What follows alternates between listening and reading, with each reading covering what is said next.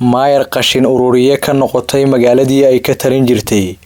Haweeneydani mar ayay ahayd qof xasaanad leh oo saf loo galo xafiiskeeda.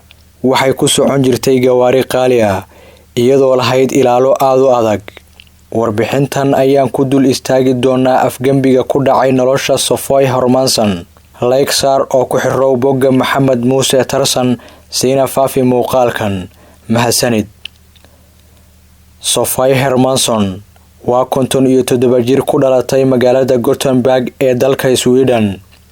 18 January 2016 ayaa loo doortay duqa degmada labaad ee Sweden ee Gothenburg kadib markii ay ka tartantay xisbiga Social Democrats. Gothenburg waa magaalo qadiimi ah oo dhaqaale badan uu ka soo xiroodo.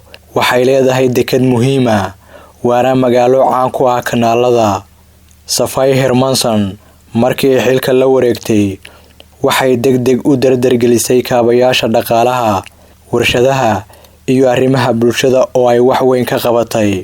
Muddo kooban ayay ku noqotay siyaasi saameyn ku leh gobolka oo codkeedu wax badan uu ka gooyo fagaarayaasha siyaasadda, gaar ahaan aaladda Twitter-ka. Malaayiin dollar ayay maamushay markaasoo canshuurta dadweynaha ay dib ugu celisay. Waxay lahayd ilaalo adag oo ka kooban rag iyo dumar. Laakiin markii ay xilka ka degtay 22 November 2018 waxay la timi waji cusub. Siyaasiyiinta marka jagooyinka sare laga qaado waxa ay ku sii jiraan xayndaabka hogaaminta.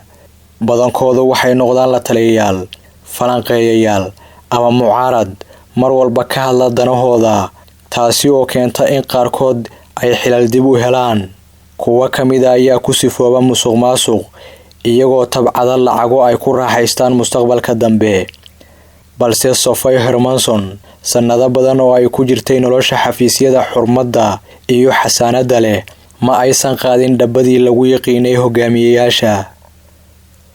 Markii ay xilka wareejisay waxay dib ugu laabatay gurigii ay yaraanteedii ku soo barbaartay. Waxay bilowday jaamacad ay ka dhigato cilmiga siyaasadda. Bilowgii sanadkan 2021 waxa soo wajahay dhaqaale xumo, taasi oo keentay inay iska bixin weydo kiradii guriga. Waana sababta keentay inay ruqsad ama laysan ka doonato dowladda si ay u noqoto dareewalka gaari nooca xamuulka ah oo qashinka daabula, kaasi oo ay leedahay shirkad gaar loo leeyahay.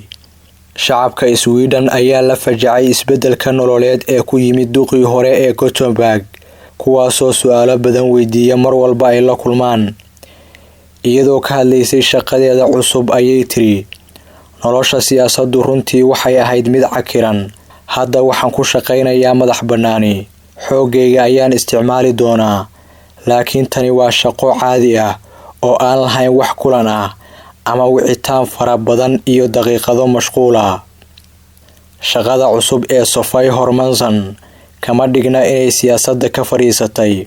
Waxay weli ka tirsan tahay xisbiga Social Democrats, balse waxay doonaysaa inay siyaasadda ugu yaraan sanado ka nasato inta ay mar kale loolan kala geli doonto.